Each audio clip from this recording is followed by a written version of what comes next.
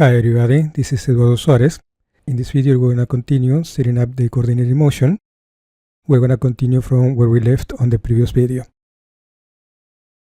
We're going to go to the setup list, and the next step is going to be verify the coordinated motion by jogging the CD pairs. Before we do that, I'm going to show you a few changes I did to the work cell. We're going to go to the robot tool. We're going to select the user tool number 1.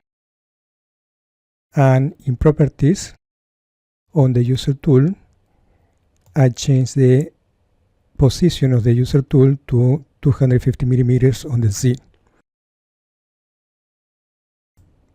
Now we're going to select the pointer. We're going to select the link cut, and you're going to see here that I changed the scale of the Z to 1.4. And the reason for that is because I'm going to need more space for the ball when we put it on the user tool. We're going to open the teach pendant. We're going to select menu, setup, coordinated. You're going to see here that I ran again the Vision Multical, and I got a new result that is similar to the result that we got before. So the next thing that we're going to do, we're going to verify this value over here. What you're going to notice is this value is no more than the distance between the two robots. So what we're going to do, we're going to open the measurement tool. We're going to select from. We're going to select the group 1 origin. And 2, we're going to select the group 2 and origin. And you're going to see here that the distance is going to be 3500 millimeters. So if we go back in here, the coordinates we're going to have on the X is going to be 3500 millimeters. That's going to be the distance from the origin to origin of the two robots. And on the R is going to be minus 180 degrees, or could be plus 180 degrees. And what it means is that the two robots are facing each other. So now we're going to continue with the setup list, and what we need to do is verify the coordinated motion. I'm going to show you here a basketball ball I made using Onshape, and I'm going to export this drawing as an IGES file. We're going to select parts, we're going to right click, we're going to select add part from a single cut file. And over here we're going to select the ball. We're going to select high quality, and from the general tab we're going to select the color, and we're going to change the color to orange, and we're going to leave the rest as it is. So now we have the ball on the part list. We need to attach the ball to the user tool number 1 on robot tool. So we're going to select the user tool 1. We're going to go to properties. We're going to select parts. We're going to select the ball. And we're going to edit the part offset. And we're going to put 250 millimeters on the Z. So the center of the ball is going to coincide with the tool center point for user tool number 1. One more thing that I'm going to do, I'm going to rotate the ball minus 90 degrees on the R. And we're going to check the visible lattice time. Now I'm going to show you how we're going to jog the robots in coordinated motion. We're going to start from the position that we have over here, where the user tool for robot 1 is touching the ball. We're going to open the teach pendant. We're going to select function. And you're going to see here that we have the option for change group. So right now we have group 1 selected, and if we press change group, we're going to have group 2 selected. We're going to go back and we're going to press change group again. You're going to see in the status line that is showing group 1, that's going to be robot 1, and also is showing an S, and that S indicates that the subgroup is selected for jogging. That will be the case when we have an extended access configured on the robot. So in this case, we're selecting tool. So if we want to jog robot 1, we just can reduce the speed. We're jogging in tool, So we can press Shift and plus Z, and the tool is going to move on the Z direction. We can move it on the X, and in the same way will be if we want to jog it on the Y. So by selecting just group 1, we are jogging only the robot 1. In the same way, we can go to function again. We're going to change the group, and now we have group 2 selected. And always make sure that we have the user tool 1 selected. So we're going to press Shift, coordinates, and we're going to make sure in here that user tool 1 is selected. And we're going to change the coordinate from word to tool. And again, we can just jog group 2 on the tool frame. We're going to press Shift, and we're going to move it on the Z, and we can go back. I'm going to show you something else. We're going to go to Menu. We're going to press Setup and Coordinate Pair. You're going to see here that on the follow orientation, I have selected Attach, but you can press in here Choice, and you can change from Attach to Fix and both. So Attach means that in the case of the follower robot, the changes on the position or orientation of the tool are allowed during the jogging. If you press Fix, that means only the position is going to change, the orientation is going to stay the same during the jogging, and both means that we can switch between Attach and Fixed. So for now, we're going to keep it in Attach. So we're going to go back to Function. We're going to select Group 2, that's going to be the leader. And over here, you can press Toggle Coordinated Jog.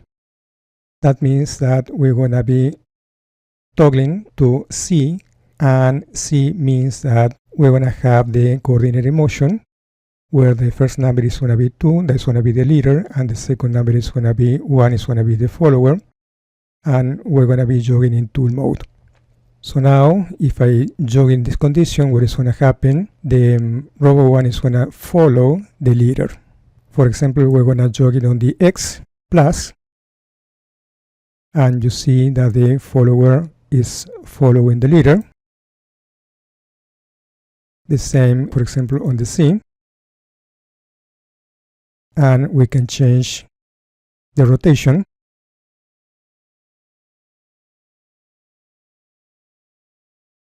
And we can go back. So that will be how you're going to jog both robots in coordinated motion. We're going to go back to Function, and we're going to press Toggle again, and in this case switching back to Group 2. Now if we select Toggle Coordinated Orientation, nothing is going to happen because we have selected Attach.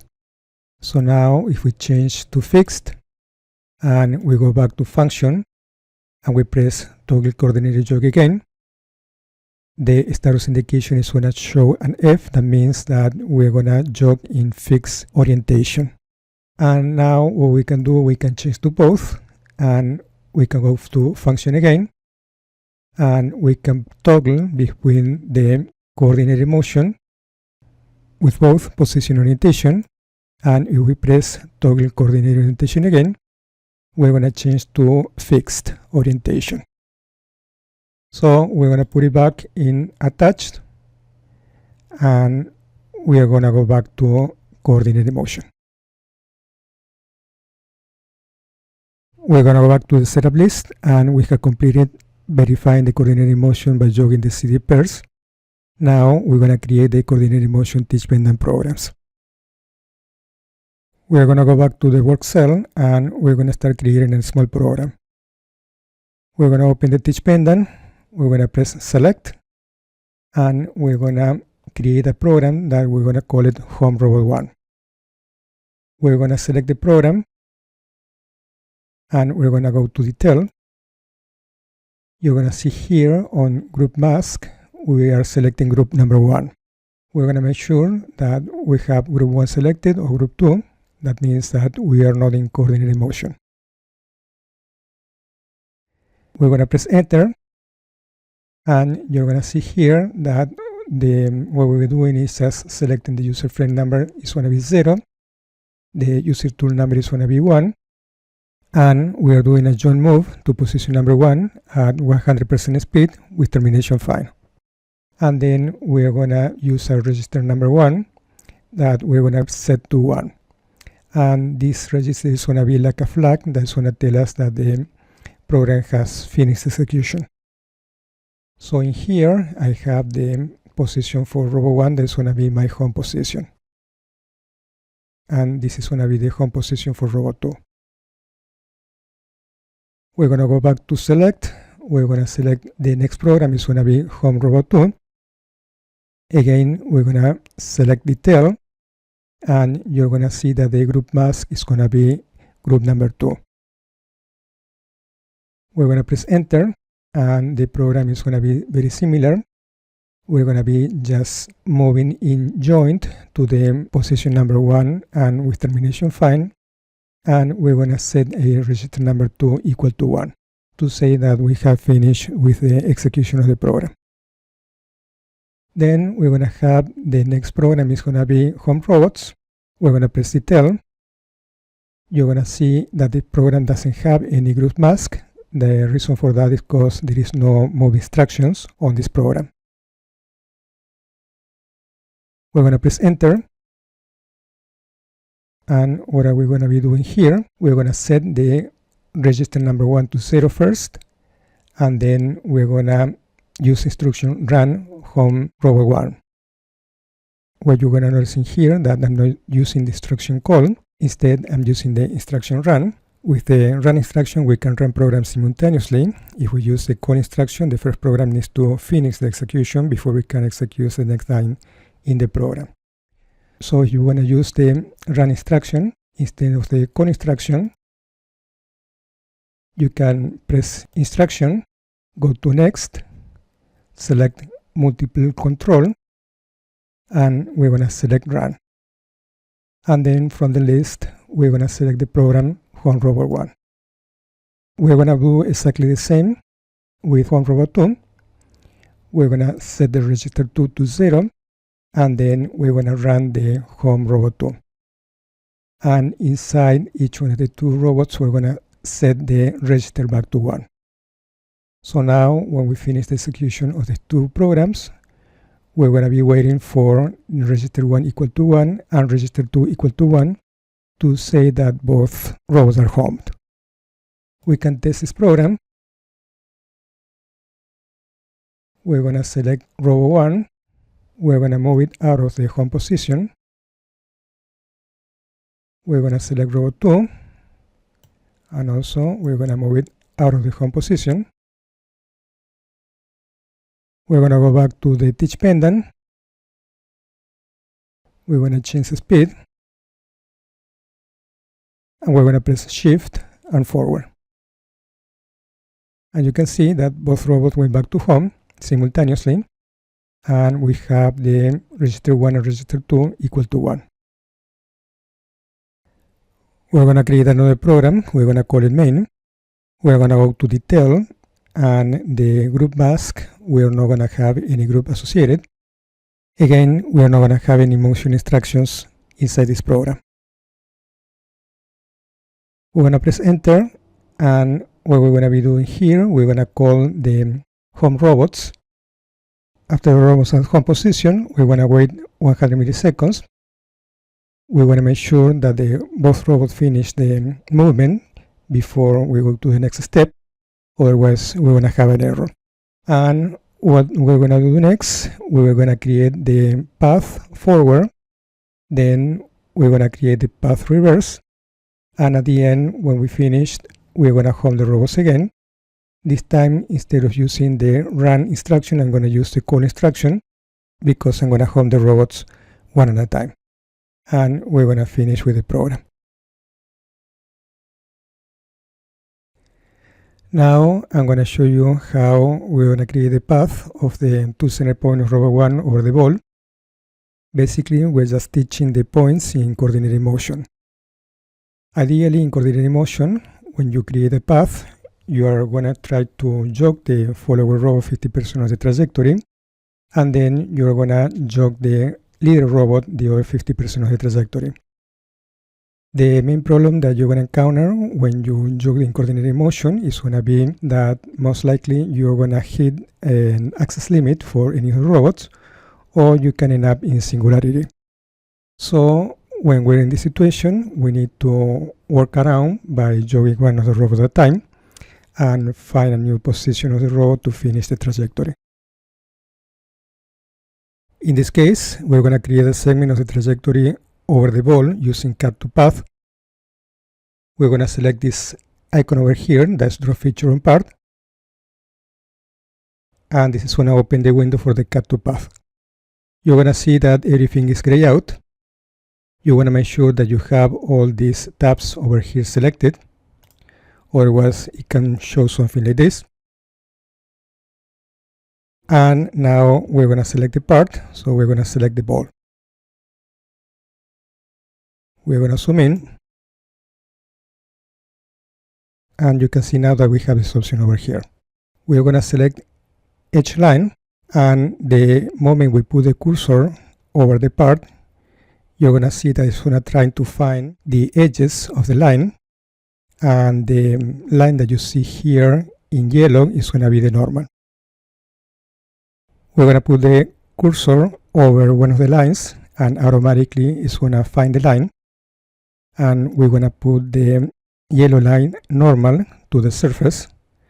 So we're going to do a left click, and we're going to start moving the mouse along the line, and it's going to create the segment. And the moment that you want to finish the segment, you just double click. And now we have the feature created. I'm going to show you a few more things on this window over here. When you have the segment created, you can create a new segment by clicking here, and the segment is going to be split into parts. And also you're going to see that on the path list, you're going to have the ball, you're going to have feature 1, that's the feature that we have created, and underneath the feature 1, we're going to have segment 1 and segment 2. You're going to have other options. This is going to be the rules. You can create a single split at default distance, or you can select single split at fixed distance, and you can select the distance over here, or you can select multiple splits. If you want to merge these two segments again, we're going to press in here, merge previous, and it's going to go back to the original segment that we have in here. You're going to have other options. For row normals, you can show the row normal in all features. You can uncheck that, and also you can select a fixed line height, that's going to be 50 millimeters as in showing here, or you can scale it. And you have also another option here that's going to show you the tool center point, and in this case it's not working, I don't know why. It should show up the tool center point over the line. We're going to select the segment over here. If you right click, you're going to have similar options. You can split the segment the same way that we did before, or if you right click again, you can merge the segments. In our case, we are not going to use segments, we're going to use a feature. So we're going to select the feature 1, and we're going to go to the property window. And we can close this window over here. We're going to select the general tab. Over the part feature, we're going to have the feature name. We're going to leave it as default, and you can make this one visible. Or if you uncheck that, you're not going to see the feature over here. This is going to be the name of the program that's going to be generated. We're going to keep it as default. The TP generation targets, We're going to select the part that's going to be the ball on the group 2. The controller is going to be controller 1, and the group, we're going to select group 1. We're going to have an option over here for the group mask. So we're going to select the group 1 and group 2. And the moment that we select group 2, we're going to have another option over here for coordinated motion. So we're going to also check this one. The user tool is going to be user tool 1 on the group 1, and the frame, we don't have any frame selected. We're going to explore the other tabs. Before that, I want to show you here that you have a help. So if you want to learn how all these options apply, you can read the help in here. We're going to select the Program Settings tab. Over here, you can select the Feature First Point Move Type. We're going to go from Joint to Linear. We can change the speed. We can select the termination is going to be fine. And you have other options over here that we're going to leave it as default. And once the program is generated, you can go back to the program and make all these changes in here. We're going to select the position default. The normal to surface is showing as a -z, would be this line that you have in here. In our case, we're going to change it to +z. And then along the segment is going to be x+. So we're going to apply the settings. And on the orientation handling, we're going to change to spin along the path and keep it normal. We're not going to make any changes for this one. And in here you have two more options for the standard generation and filtering. This is going to be the TP point generation control. And you have the option for straight line or circular move. For this segment over here, we're going to keep it a straight line. And for the other segments, we're going to use the curve. We're going to select the tab for approach and retreat. We're not going to make any changes over here. We're going to select the tab for coordinated motion. The leader is going to be group 2. The method, we have based on work, or we can use based on tool. The difference is going to be the type of motion it's going to do. In based on work, the follower is the one it's going to move, and then based on tool is the leader that is going to move. We can explore any of the two motions. For collision avoidance, we're not going to make any changes. We're going to select position offset. We're going to select the transition related to the segment. And in this case, we have the feature that is on the edge of this line over here. And I know from my CAD drawing that the width of this path over here is going to be 6 millimeters. So we need to put an offset of 3 millimeters if we're going to be on the center of the path. And this is going to be on the -y. So we're going to make a change in here, and we're going to select -3 millimeters on the y. You're going to have the x along the segment. The y is going to be on the plane of the surface of the ball, and you're going to see the z pointing out on the normal. For raw normal, we're not going to make any changes, and we're going to go back to the general tab. So we're going to make sure that we applied all the setup, and the next thing that we're going to do is generate the feature TP program. So we're going to click over here. And the program for the feature was generated. So now we can open the teach pendant, and we're going to have the program created over here. We can press enter, and you can see the lines that this program contains. Basically selecting the user frame for the group 1, we're going to have the user tool for group 1, the user frame for group 2, and the user tool for group 2. And then we're going to have the motion instructions. That's going to be a linear motion from point 1 at 500 millimeters per second with termination fine. This is exactly what the settings that we did before on the feature. And you're going to see a new instruction in here that is going to be coordinated, that represents the coordinated motion with the leader in brackets. It's going to do a circular motion, so it's going to select another point that's going to be point number 2, and the termination is going to be the point number 3.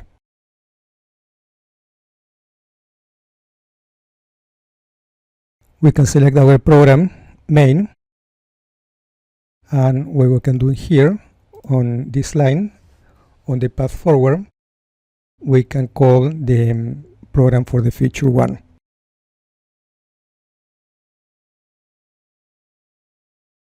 And what we can do now is run the program.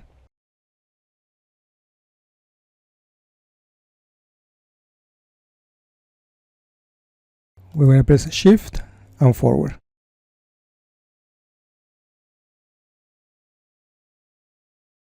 We can change the speed. And you can see here that we went to singularity on robot 2. So running the program this way doesn't work. What we need to do is teaching the points, the start point, the middle point, and the finish point. I'm going to show you over here. I have created 3 features. We have feature 1. We're going to have feature 2. That's half the length of the path. And then we're going to have feature 3. That's going to be the other half of the length.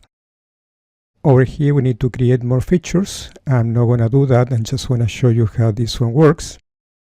This is going to be very time consuming, so at the end I'm going to just show you how the end program is going to look like. We're going to go to the main program. We're going to have the call for the feature program 1. This is going to be this section.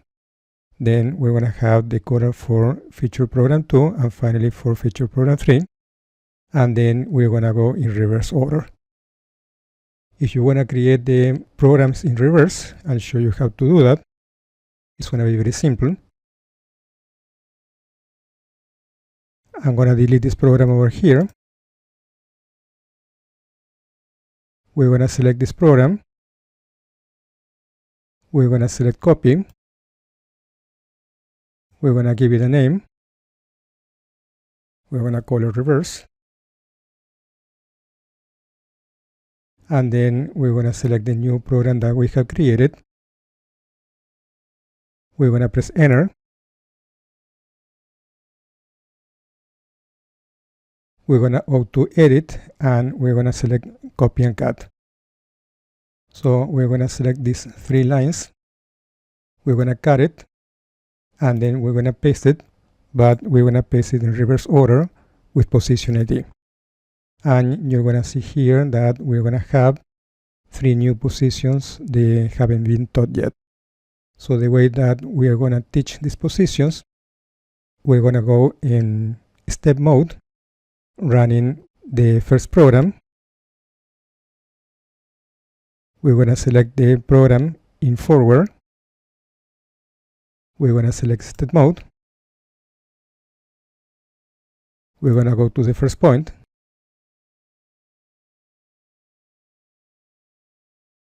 Once we're in the first point, we're going to go back to the reverse, and we're going to teach this point because we are going in reverse order. So it's going to be shift, touch up. And we just continue doing exactly the same. We select the original program again. We're going to do a step forward. We're going to get to the middle of the section, and we're going to teach this point. Shift, touch up.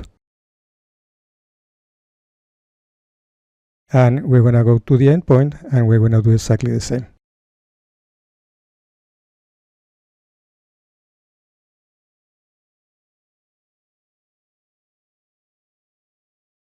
So one important thing here, you're going to notice that we're going to go back to the main program.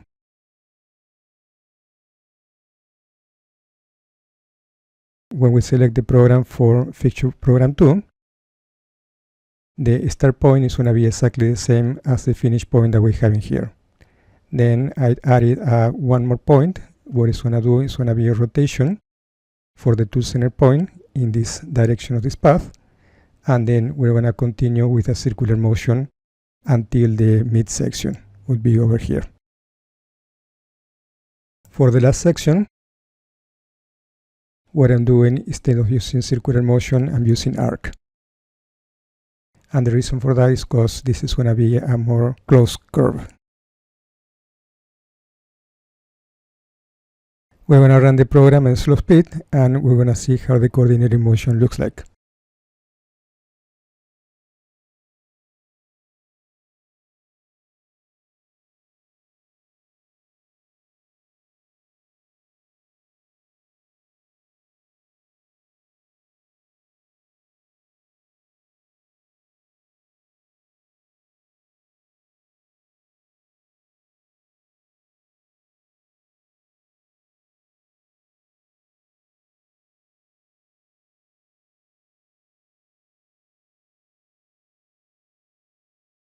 Now I'm going to show you the final version of the program.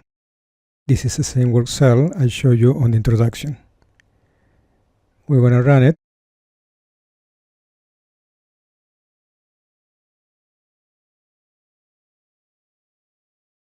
This is a path going forward.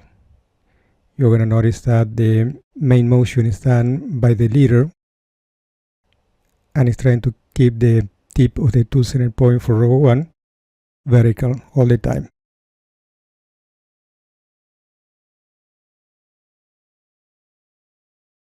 And now start going backwards.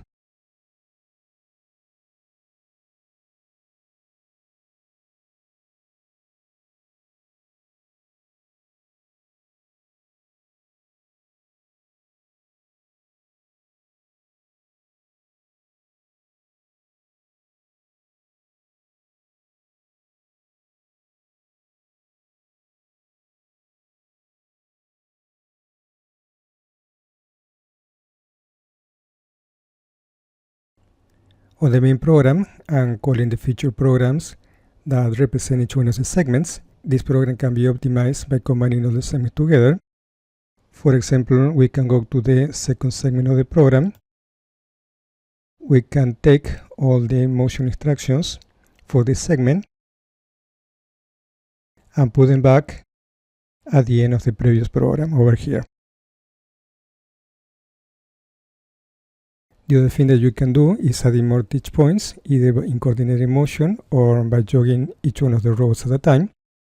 The idea here is that you want to make the motion smoother without hitting the axis limits of the robots or going into singularity.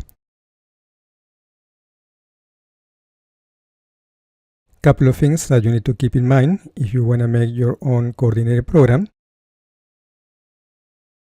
On details, the group mask for the program needs to include both groups, and if you have more robots in coordinated motion, you need to include all the groups for each one of the robots that are going to be jogged in the motion instructions.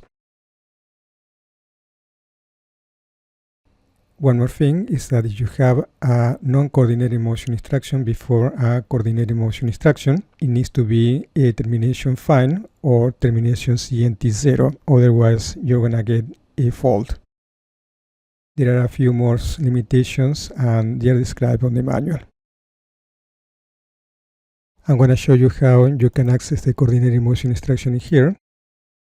We're going to delete it for a moment. We're going to go at the end of the instruction. We're going to select choice, and you can either select coordinated or you can select coordinated leader, and in this case you just put in brackets the number of the group corresponding to the leader, and you're going to end up with a coordinated motion. If we select the point and we go to position, you're going to have the group 1 in here. This is going to be the position for the robot in group 1. And if you select group again, and we're going to select the group 2, it's going to show a group 2 in here, and this is going to be the position for the robot in group 2.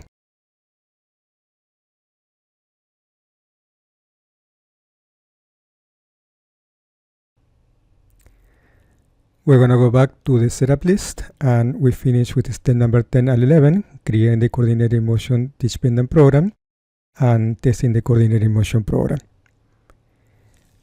In conclusion, I show you here how to set up a coordinated motion program using two robots. One is a leader and one is a follower. There are more configurations that you can do in coordinated motion. For example, you can have a positioner as a leader instead of a robot. You can have a configuration of more than two robots. In that case, you're going to create more than one CD pair where you can define different leaders and followers. Also, you can define a dynamic user frame where the position of the follower is going to be related to the user frame instead of absolute position as we use in this video. All these are topics that we can explore in future videos. I'm going to conclude in here. I'm going to leave the link to the work cell on the description below and all the ArcGIS file that you're going to need for the work cell. I hope this video was useful and thank you for watching.